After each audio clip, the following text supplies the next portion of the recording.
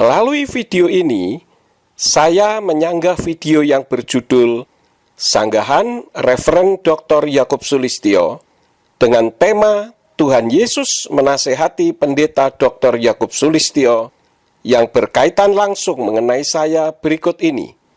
Saya akan putar semua terlebih dahulu, sekitar 12,48 menit, baru nanti saya sampaikan tanggapan saya sebagai berikut. Salam kasih karunia Tuhan kita Yesus Kristus menyertai para pendengar, saudari-saudaraku terkasih dimanapun Anda berada.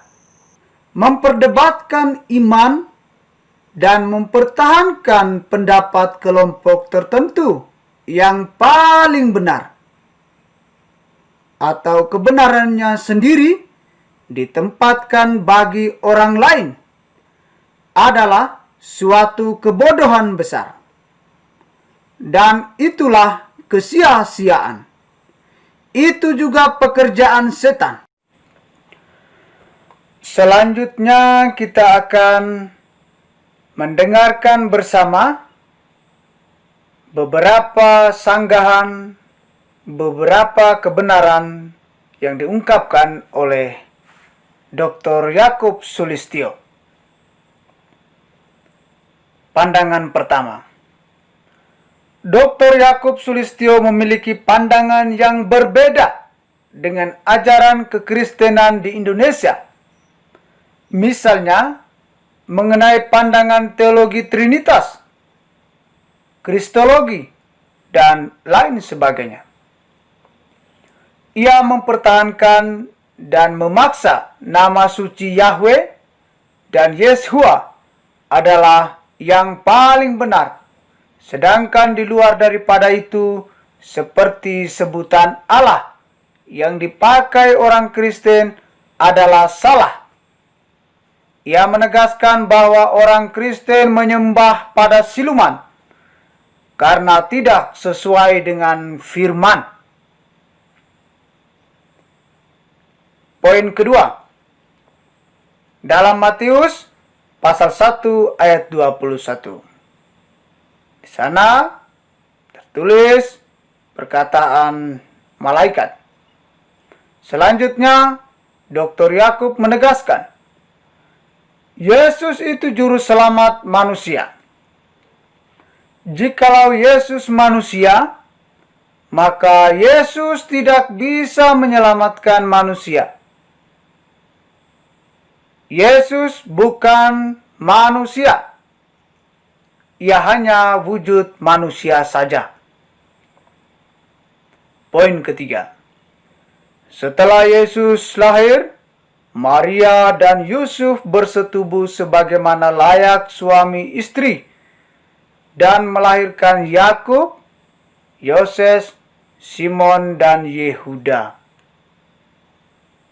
Poin keempat. Pada video lain juga Dr. Yakub Sulistyo dengan logika manusianya mempersoalkan iman kekristenan. Beliau mengatakan bahwa sebutan Allah dalam kekristenan di Indonesia itu milik umat Islam. Karena itu orang Kristen harus mengembalikan sebutan Allah itu kepada umat Islam, karena itu sesembahan umat Islam. Orang Kristen harus kembali menggunakan nama Yahweh.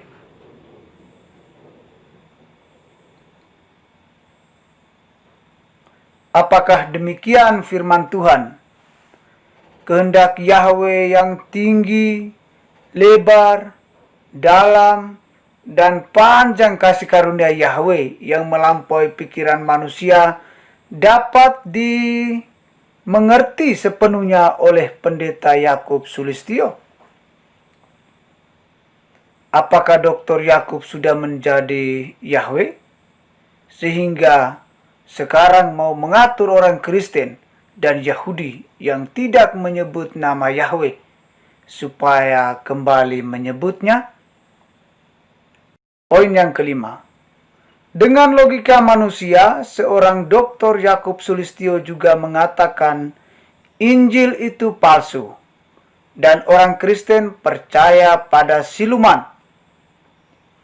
Pertanyaannya, apakah Allah yang disembah orang Kristen itu benar-benar siluman?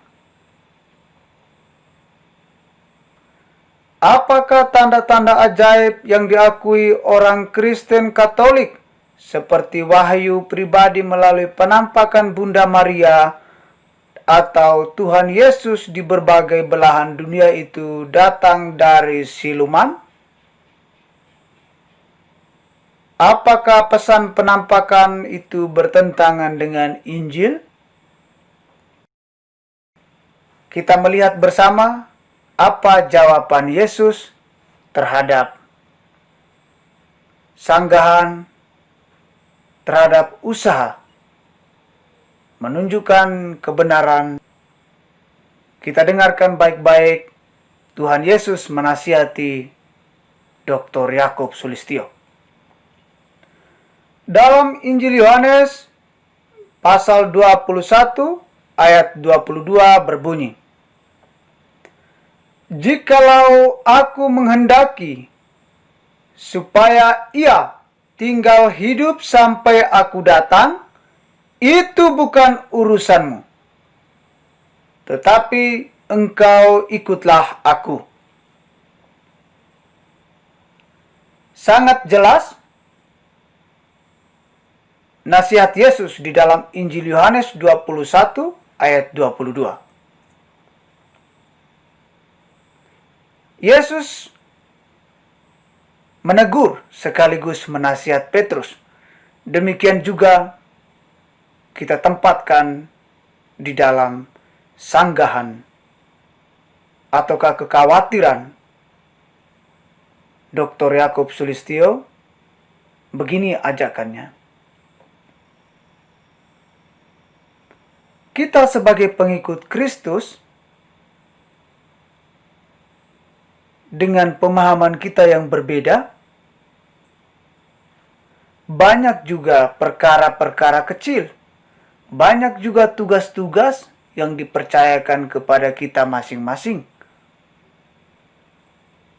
yang kemudian ketika kita menjalankan setiap tugas, kita menyelesaikan setiap perkara kita dengan baik, maka janji keselamatan itu sudah ditetapkan, sudah ditempatkan oleh Allah. Janji keselamatan itu sudah ditempatkan oleh Yahweh kepada siapa saja yang menyembahnya. Kalau kita menyadari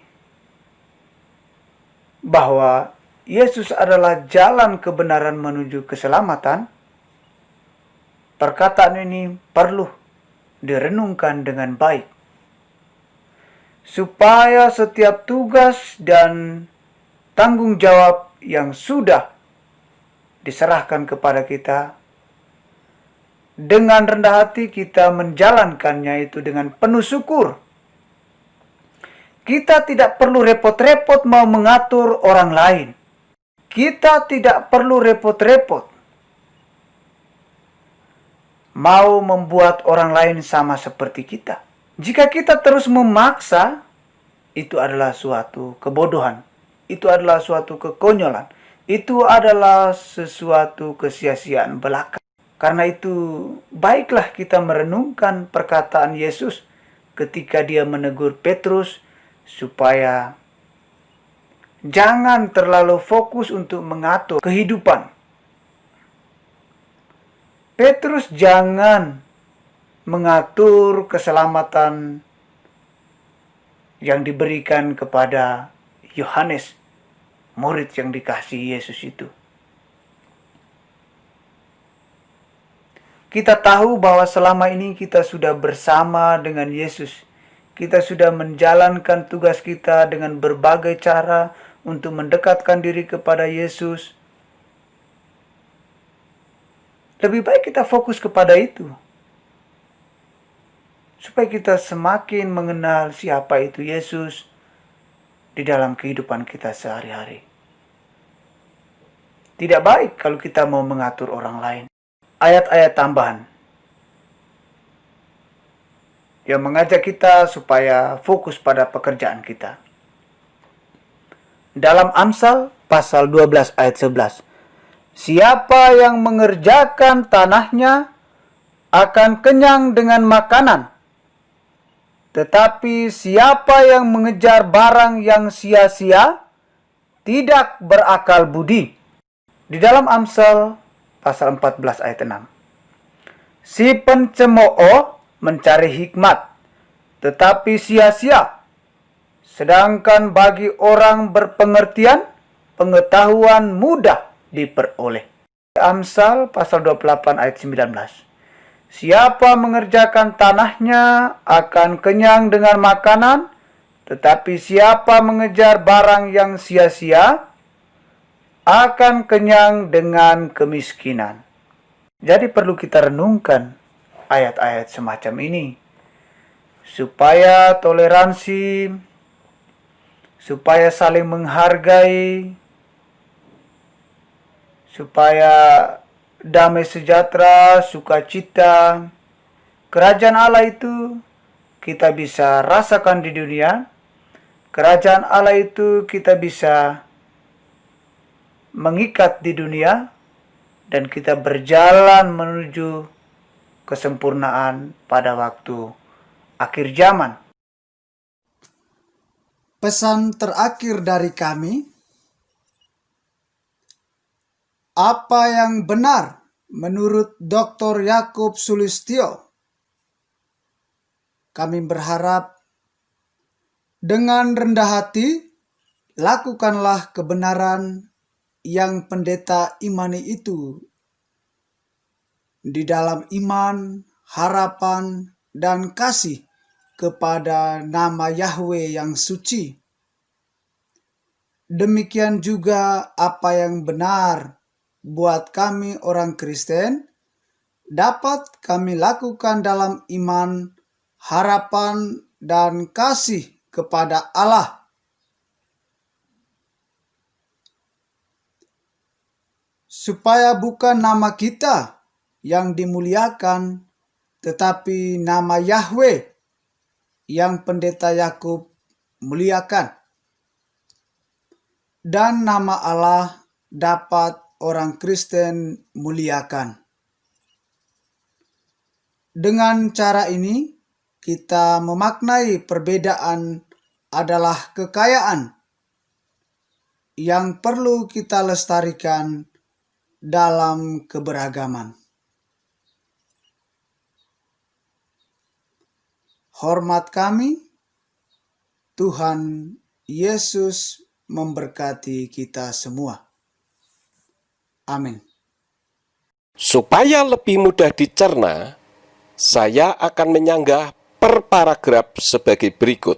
Selamat mendengarkan. Salam kasih karunia Tuhan kita Yesus Kristus menyertai para pendengar. Saudari-saudaraku terkasih dimanapun Anda berada. Memperdebatkan iman dan mempertahankan pendapat kelompok tertentu yang paling benar atau kebenarannya sendiri ditempatkan bagi orang lain adalah suatu kebodohan besar. Dan itulah kesia-siaan. Itu juga pekerjaan setan. Saya sangat setuju dengan pandangannya Santo Thomas Aquinas tadi.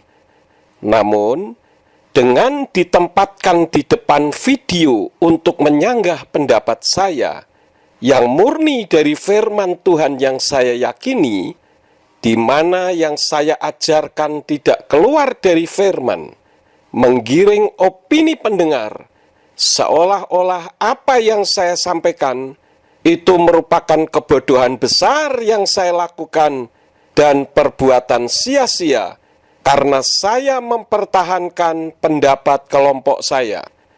Perlu penyanggah ini yang saya perkirakan berasal dari umat Katolik dari Malaysia. Maaf kalau perkiraan saya salah. Ketahui bahwa saya tidak mewakili kelompok karena saya tidak punya kelompok. Di awal bulan Juli tahun 2000, saat saya mendengar dan mulai mengajarkan apa yang firman Tuhan sampaikan kepada saya, di Indonesia belum ada yang memberitakan mengenai pendapat firman yang saya yakini ini sebagai gerakan besar. Jika penyangga saya menganggap saya memiliki kelompok, itu membuktikan semakin banyak orang sadar dan mengikuti firman yang sesuai apa yang tertulis di dalam kitab suci, bukan apa yang ditafsirkan atau pendapat orang maupun doktrin gereja yang tidak sesuai dengan firman Tuhan. Jadi, penggiringan opini publik dengan menyampaikan pandangan Santo Thomas Aquinas tersebut kurang tepat dan tidak sesuai dengan apa yang saya yakini yang berasal murni dari firman Tuhan. Sehingga seolah-olah pandangan dan pendapat firmanlah yang harus menyesuaikan pandangan Santo Thomas Aquinas, bukan Santo Thomas Aquinas yang harus mengikuti firman Tuhan.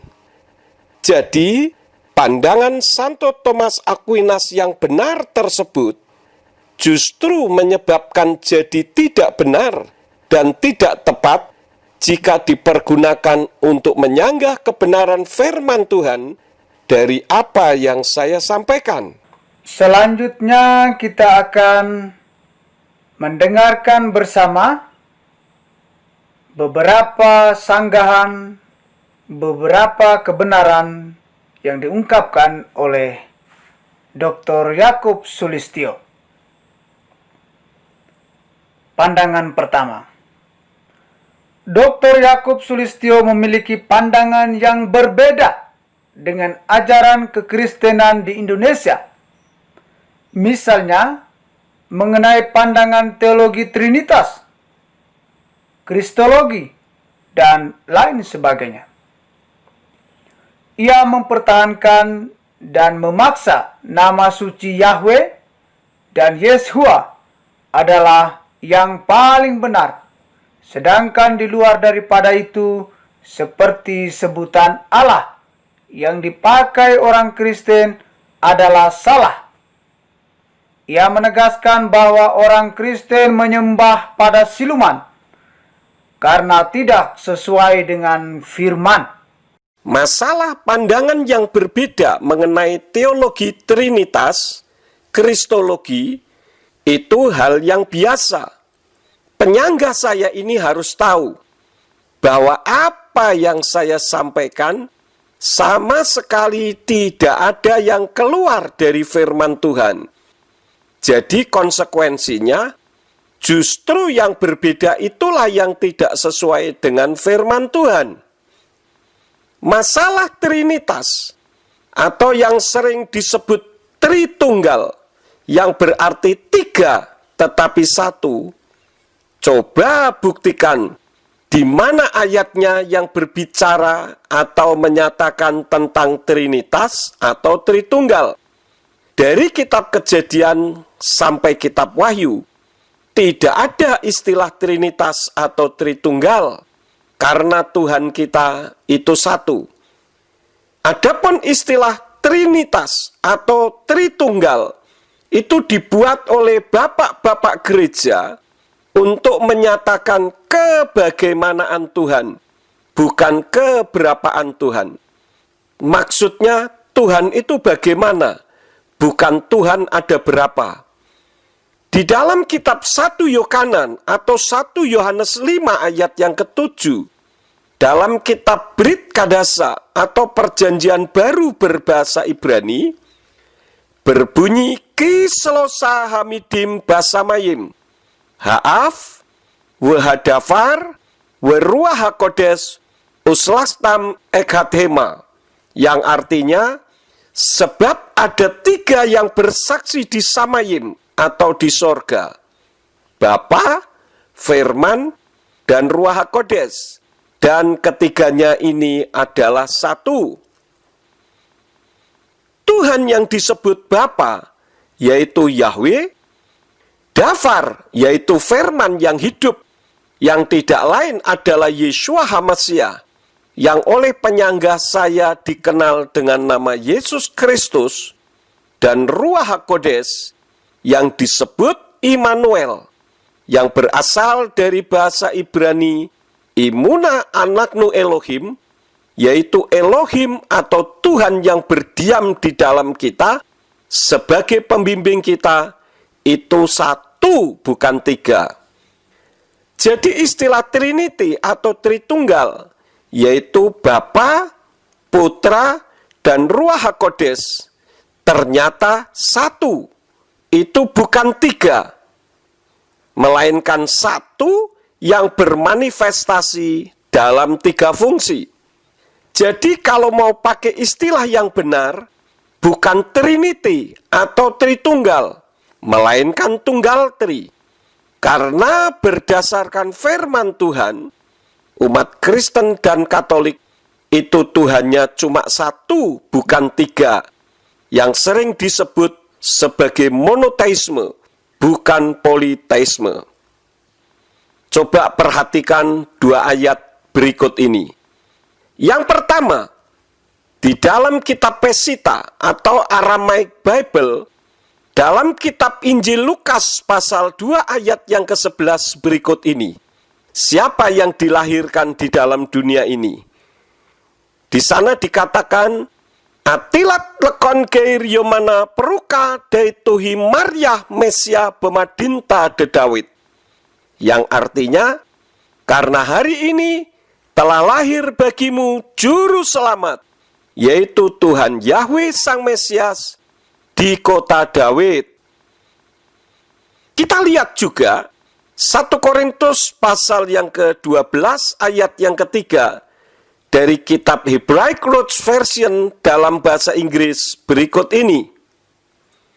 Di sana berbunyi, "Because of this, I make known to you that there is no one who speaks by the Spirit of Eloah and says that Yeshua is accursed, and neither is a man able to say that Yahweh is Yeshua except by the Ruach HaKodes."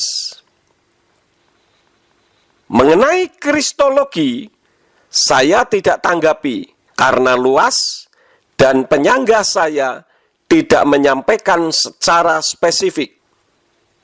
Adapun mengenai pendapatnya penyangga saya, bahwa saya memaksa nama suci Yahweh dan Yeshua yang paling benar, memangnya kitab suci ini berasal dari mana? Ibrani, Yunani, Itali, atau Arab? Kalau saya terangkan mengenai hal ini, jadi panjang nanti. Mengenai saya memaksakan, siapa yang memaksakan? Memangnya saya bisa memaksa Anda atau memaksa orang lain? Kalau ada orang yang kemudian mengikuti firman yang saya ajarkan, itu karena orang mau belajar kebenaran, bukan memaksakan pembenaran. Dan kalau bicara memaksa, firmanlah yang memaksa. Karena kitab Keluaran pasal yang ke-20 ayat yang ke-7, di sana mengatakan, Lo tisa etsem Yahweh Elohika lasawe, kilo yenake Yahweh et asyer Yisa etsmo lasawe. Yang artinya, jangan menyebut nama Yahweh Elohimu untuk kesia-siaan, karena Yahweh tidak akan membebaskan orang yang menyebut namanya dalam kesia-siaan. Coba kita renungkan, menyebut nama Yahweh dengan kesia-siaan saja tidak boleh, dilarang, apalagi mengganti dengan sia-sia. Kemudian statement penyangga saya mengatakan, mengenai sebutan Allah yang dipakai orang Kristen adalah salah. Ia menegaskan bahwa orang Kristen menyembah pada siluman karena tidak sesuai dengan firman. Statement tersebut membuktikan sang penyanggah gagal atau tidak mampu menganalisa apa yang saya maksud. Saya tidak mengatakan apa yang disampaikannya. Saya mengatakan bahwa Tuhannya umat Kristen itu seperti siluman karena berubah-ubah. Nama pun berubah, berarti logikanya, wujudnya pun berubah. Sedangkan Tuhannya umat Islam di mana-mana namanya sama. Di Arab, di Amerika, di Roma, dan di seluruh penjuru dunia manapun juga namanya tetap sama, yaitu Allah. Poin kedua, dalam Matius pasal 1 ayat 21. Di sana tertulis perkataan malaikat. Selanjutnya, Dr. Yakub menegaskan, Yesus itu juru selamat manusia. Jikalau Yesus manusia, maka Yesus tidak bisa menyelamatkan manusia. Yesus bukan manusia. Ia hanya wujud manusia saja. Penyanggah saya ini rupanya lupa ayat dalam kitab Matius atau Matius pasal 1 ayat yang ke-18 yang berbunyi, dan kelahiran Yeshua HaMasyiah atau Yesus Kristus adalah sebagai berikut. Karena Miriam atau Maria ibunya yang sudah ditunangkan dengan Yosef atau Yusuf sebelum mereka hidup bersama, dia didapati sedang mengandung di dalam rahimnya dari Ruach HaKodes atau Roh Kudus. Dan lebih lanjut di dalam ayat yang ke-20 berbunyi, dan dia sementara mempertimbangkan hal ini, lihatlah seorang malaikatnya Yahweh nampak kepadanya dalam mimpi, seraya berkata, Yosef ben Daud atau Yusuf anak Daud, jangan takut untuk menerima Miriam atau Maria istrimu, karena yang dikandung di dalam rahimnya adalah dari Ruach HaKodes atau Roh Kudus. Dari dua ayat ini saja, kita tahu bahwa Yeshua itu bukan manusia, tetapi Elohim atau Tuhan seutuhnya. Jadi cocok dengan kitab Pesita di dalam kitab Injil Lukas pasal 2 ayat yang ke-11 tadi. Saya juga menyampaikan di dalam video di YouTube yang lain, bahwa di dalam diri Yeshua itu ada dua sisi. Yang pertama adalah sisi 100% berwujud manusia, artinya seutuhnya berwujud manusia, dan sisi yang lain adalah 100% Elohim atau seutuhnya Elohim. Tidak ada satu manusia pun di bumi ini yang dilahirkan dari rahim seorang perempuan tanpa dari hasil percampuran spermatozoid pria dengan ovum atau sel telur perempuan. Apakah Yeshua HaMasyiah atau Yesus Kristus ini layak disebut manusia? Sementara kitab suci sudah menyatakan bahwa Miriam atau Maria itu hamil dari Ruach HaKodes atau Roh Kudus. Dan di dalam kitab Injil Matius atau Matius 1 ayat yang ke-25, di sana mengatakan, dan dia, tentu saja yang dimaksud adalah Yosef atau Yusuf, tidak bersetubuh dengannya sampai dia sudah melahirkan putranya yang sulung, dan dia menyebut namanya Yeshua. Poin ketiga, setelah Yesus lahir, Maria dan Yusuf bersetubuh sebagaimana layak suami istri dan melahirkan Yakub, Yoses, Simon dan Yehuda. Salahkah saya jika saya mengatakan Maria atau Miriam dan Yusuf atau Yosef bersetubuh sebagaimana layaknya suami istri dan melahirkan Yakob, Yoses, Simon, dan Yehuda?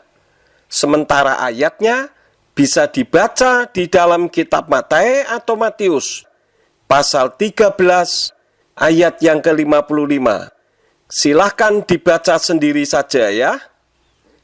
Apakah Yakob, Yoses, Simon, dan Yehuda saudara Yesua itu dilahirkan dari Ruach HaKodes atau Roh Kudus juga seperti Yesua? Sehingga Miriam atau Maria tetap tidak dijamah laki-laki, yaitu Yosef suaminya sendiri? Ayat itu membuktikan Miriam atau Maria setelah melahirkan Yesua bukan lagi sebagai orang suci yang tidak dijamah laki-laki, melainkan sama dengan kita semua yang membutuhkan juru selamat. Saat berjumpa dengan Eliseva atau Elisabet saja, Miriam atau Maria mengaku akan kebutuhan seorang juru selamat. Dalam kitab Injil Lukas, pasal 1 ayat yang ke-46 sampai 47 yang berbunyi, dan Miriam atau Maria berkata, jiwaku mengagungkan Yahweh dan rohku bersukacita karena Elohim juru selamatku. Artinya, Miriam atau Maria pun membutuhkan juru selamat seperti kita semua. Siapa juru selamatnya? Tidak lain adalah bayi yang ada di dalam rahimnya. Poin keempat. Pada video lain juga, Dr. Yakub Sulistyo dengan logika manusianya mempersoalkan iman kekristenan. Beliau mengatakan bahwa sebutan Allah dalam kekristenan di Indonesia itu milik umat Islam. Karena itu orang Kristen harus mengembalikan sebutan Allah itu kepada umat Islam, karena itu sesembahan umat Islam. Orang Kristen harus kembali menggunakan nama Yahweh.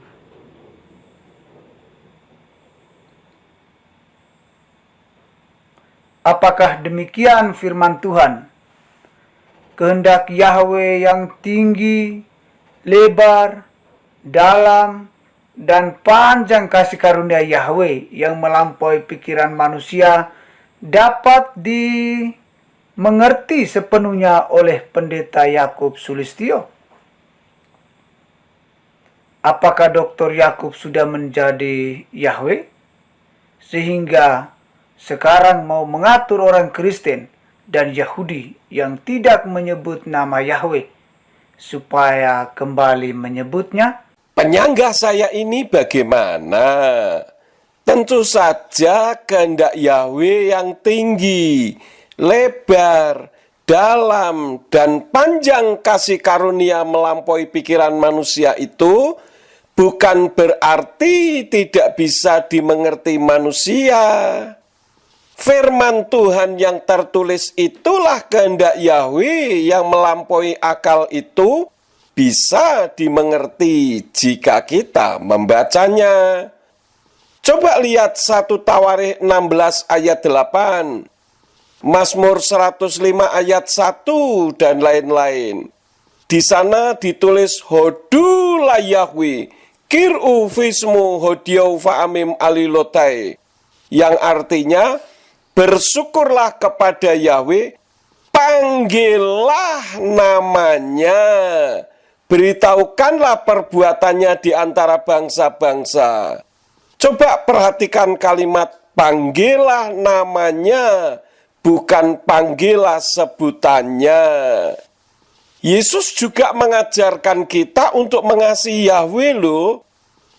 Di dalam kitab Brit Kadasa, atau Perjanjian Baru berbahasa Ibrani di kitab Matius atau Matius pasal yang ke-22 ayat yang ke-37 berbunyi, Wa yomer Yesua elai wa ahafta et Yahweh Elohika bekal lefafka ufkal nafseka ufkal madaika, yang artinya firman Yesua kepadanya, kasihilah Yahweh Elohimmu dengan segenap hatimu, dengan segenap jiwamu, dan dengan segenap akal budimu.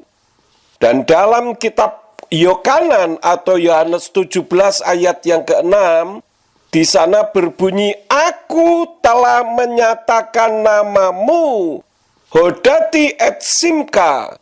Aku telah menyatakan namamu. Kata menyatakan itu dari kata dasar nyata. Artinya, Yesua atau Yesus tidak mengguremkan namanya atau menghilangkan namanya, tetapi justru membuat nyata nama Bapa, bukan sebutan nama Bapa. Orang Kristen harus diatur oleh firman, bukan diatur oleh sinode atau organisasi gereja, apalagi diatur oleh manusia. Nah, ayat-ayat tadi menyatakan agar nama Yahweh disebut. Jangan menjadikan orang Yahudi sebagai contoh. Kalau orang Yahudi sebagai contoh, kenapa mereka menolak Yesua atau menolak Yesus tidak diikuti juga? Tidak fair dong itu namanya. Orang Yahudi tidak menyebut nama Yahweh itu sejak pembuangan dari Babel. Sebelumnya mereka menyebut nama Yahweh. Kenapa mereka tidak menyebut? Karena mereka lebih taat kepada Talmud Yudaisme dalam kitab Berachot Sotah 38b, Mishnah Sotah pasal 7 ayat 6, dan Mishnah Tamid pasal 7 ayat yang kedua. Anda ikut-ikutan tidak menyebut, memangnya Anda proselit atau pengikut agama Yahudi? Yahweh itu sendirilah yang menghendaki agar namanya disebut loh, bukan saya. Kenapa? Agar tidak dilupakan orang seperti yang pernah terjadi dan tertulis di dalam kitab Hakim-Hakim, pasal yang kedua ayat yang ke-10, yang berbunyi, dan seluruh generasi itu dikumpulkan kepada leluhur mereka. Lalu bangkitlah generasi lain sesudah mereka yang tidak mengenal Yahweh dan juga perbuatan yang telah Dia lakukan bagi mereka. Ironis kan? Apakah penyangga saya ini mengajari orang untuk berbuat hal yang sama sehingga nama Yahweh dilupakan orang? Jangan jadi nabi palsu atau pembohong. Karena kitab suci mengajar siapa yang disebut nabi palsu dan pembohong itu. Mari kita baca di dalam kitab Yirmiyahu atau Yeremia pasal 23 ayat 26 sampai 27 yang berbunyi, sampai kapan hal ini ada di dalam hati para nabi yang menubuatkan dusta? Ya, mereka dalam hatinya adalah para nabi pembohong yang berencana membuat umatku melupakan namaku dengan mimpi-mimpi mereka yang mereka ceritakan seorang kepada sesamanya sebagai yang leluhur mereka telah melupakan namaku karena Baal. Poin yang kelima. Dengan logika manusia, seorang Dr. Yakub Sulistyo juga mengatakan Injil itu palsu dan orang Kristen percaya pada siluman. Pertanyaannya, apakah Allah yang disembah orang Kristen itu benar-benar siluman? Penyangga saya ini kembali tidak mampu menganalisa khotbah-khotbah saya, sehingga mengatakan bahwa saya mengatakan Injil itu palsu. dan orang Kristen percaya kepada siluman. Orang Islamlah yang mengatakan Injil itu palsu. Soal siluman, tadi saya sudah sampaikan di depan. Jika kurang jelas, bisa diputar ulang ya.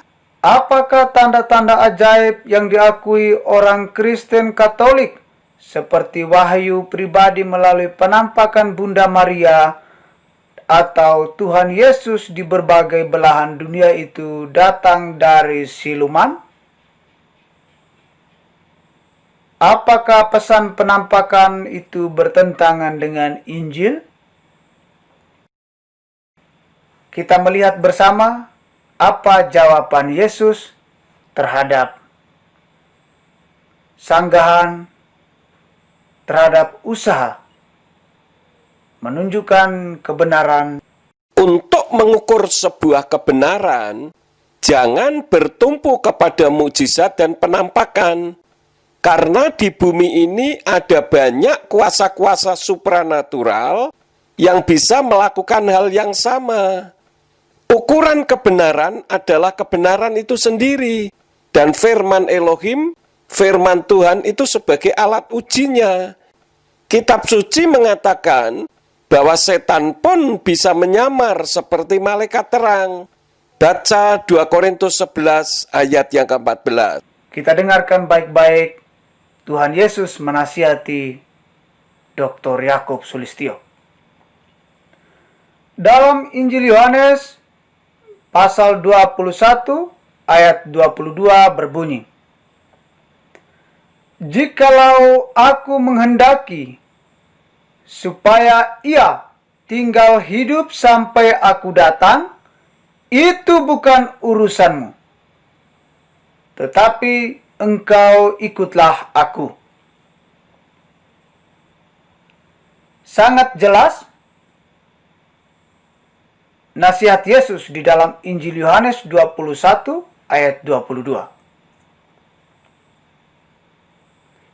Yesus menegur sekaligus menasihat Petrus. Kalau ayat tersebut untuk Kepa atau Petrus, itu tepat. Tetapi untuk nama Yahweh itu mengada-ada karena bertolak belakang dengan pernyataan Yesus sendiri. Karena Yeshua atau Yesus juga meminta murid-muridnya untuk mengasihi Yahweh. Tadi di depan saya sudah sampaikan, bohong mengatakan mengasihi Yesus jika melakukan ajakannya untuk mengasihi Yahweh dan menyebut namanya saja tidak mau.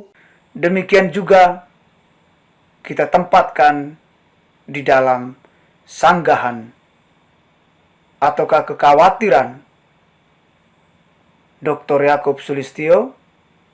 Begini ajakannya. Kita sebagai pengikut Kristus, dengan pemahaman kita yang berbeda, banyak juga perkara-perkara kecil, banyak juga tugas-tugas yang dipercayakan kepada kita masing-masing, yang kemudian ketika kita menjalankan setiap tugas, kita menyelesaikan setiap perkara kita dengan baik, maka janji keselamatan itu sudah ditetapkan, sudah ditempatkan oleh Allah. Janji keselamatan itu sudah ditempatkan oleh Yahweh kepada siapa saja yang menyembahnya. Kalau kita menyadari bahwa Yesus adalah jalan kebenaran menuju keselamatan, perkataan ini perlu direnungkan dengan baik, supaya setiap tugas dan tanggung jawab yang sudah diserahkan kepada kita, dengan rendah hati kita menjalankannya itu dengan penuh syukur. Tugas saya dari Tuhan untuk memulihkan nama Yahweh yang sudah dilupakan orang. Orang Kristen dan Katolik teriak-teriak haleluya, tetapi tidak tahu bahwa haleluya itu dari bahasa Ibrani kata halelu yang artinya pujilah, dan Yah itu Yahweh. Itu merupakan derivat dari kata halal yang artinya puji, le itu kepada, dan Yah itu Yahweh. Coba lihat kitab Katolik yang berbahasa Indonesia milik saya ini. Juga yang dalam bahasa Inggris yang dipakai oleh orang Filipina berikut ini. Tidak ada nama Allah di situ dan ada ribuan nama Yahweh. Bagaimana? Apakah menurut penyangga saya kitab Katolik tersebut merupakan kitab Katolik sesat? Yang jelas Allah tidak pernah menjanjikan keselamatan.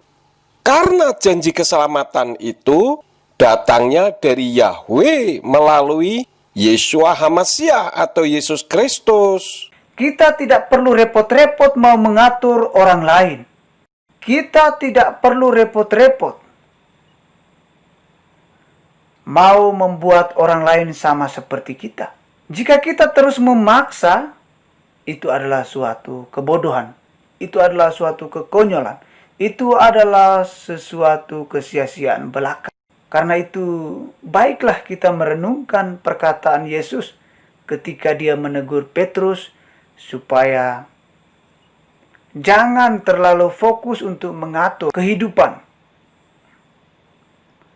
Petrus jangan mengatur keselamatan yang diberikan kepada Yohanes, murid yang dikasihi Yesus itu. Perlu dicamkan bahwa saya tidak mengatur kehidupan orang. Firmanlah yang memerintahkan saya untuk membuat orang melakukan firman. Justru Kristen penyembah Allah lah yang memaksakan kehendak, sehingga yang menyebut Yahweh harus dipecat. Kalau tidak memaksakan kehendak, kenapa harus memecat? Sehingga banyak orang takut menyatakan nama Yahweh karena takut dipecat atau takut bermasalah di sinode atau gerejanya. Kita tahu bahwa selama ini kita sudah bersama dengan Yesus. Kita sudah menjalankan tugas kita dengan berbagai cara untuk mendekatkan diri kepada Yesus.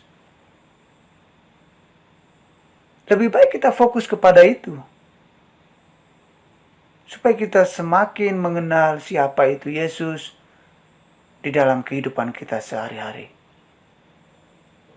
Tidak baik kalau kita mau mengatur orang lain. Memang selama ini kita sudah bersama dengan Yesus. Namun Yesus yang siapa? Yesus yang Yahweh atau Yesus yang Allah? Itu yang disebut Yesus yang lain.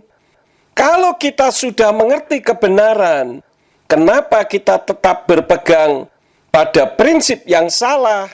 Bahkan kebenaran yang disampaikan dianggap sebagai intervensi kehidupan orang lain. Coba baca kitab Ibrani 10 ayat yang ke-26 yang berbunyi, sebab apabila kita dengan sengaja berbuat dosa, setelah menerima pengetahuan penuh akan kebenaran, tidak ada lagi tersedia pengorbanan. Ayat-ayat tambahan yang mengajak kita supaya fokus pada pekerjaan kita. Dalam Amsal pasal 12 ayat 11. Siapa yang mengerjakan tanahnya akan kenyang dengan makanan. Tetapi siapa yang mengejar barang yang sia-sia tidak berakal budi. Di dalam Amsal pasal 14 ayat 6. Si pencemooh mencari hikmat, tetapi sia-sia. Sedangkan bagi orang berpengertian, pengetahuan mudah diperoleh. Amsal pasal 28 ayat 19. Siapa mengerjakan tanahnya akan kenyang dengan makanan, tetapi siapa mengejar barang yang sia-sia akan kenyang dengan kemiskinan. Jadi perlu kita renungkan ayat-ayat semacam ini. Ayat-ayat yang disampaikan itu tidak ada korelasinya sama sekali dengan apa yang saya sampaikan mengenai nama Yahweh. Karena apa yang saya sampaikan tidak sia-sia dan tidak akan pernah sia-sia. Sebab ada banyak jemaat yang mau belajar daripada pemimpin rohaninya. Supaya toleransi, supaya saling menghargai, supaya damai sejahtera, sukacita, kerajaan Allah itu kita bisa rasakan di dunia. Kerajaan Allah itu kita bisa mengikat di dunia dan kita berjalan menuju kesempurnaan pada waktu akhir zaman. Tidak menggunakan nama Allah dalam kekristenan dan Katolik justru bukti toleransi terhadap umat Islam, karena kita punya nama Tuhan sendiri. Saya juga menghargai iman penyangga saya ini untuk tetap menyembah kepada Allah, karena itu hak pribadinya. Jadi silakan saja, saya hanya mengucapkan apa yang pernah diucapkan oleh Yehosua atau Yosua hambanya Mose atau hambanya Musa dalam kitab Yehosua atau Yosua pasal 24 ayat 15 yang berbunyi, "Dan jika hal ini nampak jahat menurut pandanganmu untuk beribadah kepada Yahweh, hari ini pilihlah bagi dirimu kepada siapa kamu akan beribadah. Apakah kepada sesembahan-sesembahan yang leluhurmu beribadah di seberang sungai, atau kepada sesembahan-sesembahan orang Amori yang di dalam negerinya kamu tinggal.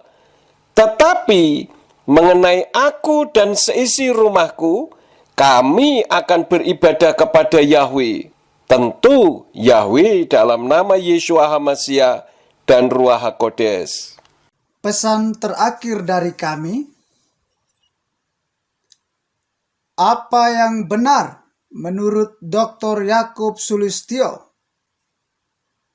Kami berharap dengan rendah hati, lakukanlah kebenaran yang pendeta imani itu di dalam iman, harapan, dan kasih kepada nama Yahweh yang suci. Demikian juga apa yang benar buat kami orang Kristen dapat kami lakukan dalam iman, harapan, dan kasih kepada Allah. Supaya bukan nama kita yang dimuliakan, tetapi nama Yahweh yang pendeta Yakub muliakan. Bagaimana orang Kristen memuliakan nama Yahweh jika menyebut saja tidak? Dan apa yang benar bagi umat Kristen bukan kepada Allah, karena Allah bukan dan tidak selayaknya disembah-sembah oleh umat Kristen, melainkan Yahweh di dalam nama Yeshua HaMashiach atau Yesus Kristus dan Ruach HaKodes atau Roh Kudus. Dan nama Allah dapat orang Kristen muliakan. Dengan cara ini, kita memaknai perbedaan adalah kekayaan yang perlu kita lestarikan dalam keberagaman. Hormat kami, Tuhan Yesus memberkati kita semua. Amin.